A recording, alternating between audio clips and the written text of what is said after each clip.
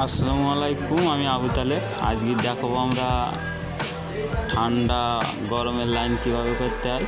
এ জায়গায় বাঘ mixer fit করার জন্য আমরা লাইন করেছি। ঠান্ডা পানি গরম মিক্সার হওয়ার জন্য 6 ইঞ্চি ফাঁকা রাখেছি। আর এটা হলো একটা হ্যান্ড শাওয়ারের লাইন আর দুটো কনসিল কাপ। আর মাঝখানে এটা হলো ঝর্ণা, ঠান্ডা পানি গরম বাড়বে। আর দুই পাশে দুটো পাইপ, ওটা হলো আমরা গিজারের সাথে সংযোগ দিয়ে দেব। আর এই পাশে আমার ডাইরেক্ট মোটরের লাইন, যাতে মোটরের পানি দিয়ে গোসল করার জন্য। আর এই জায়গাটা আমার 3 ফুট জায়গা রাখছি। একটা বেসিনের লাইন, একটা টিভিসি দিয়ে একটা বেসিনের লাইন পাইপের দিছি।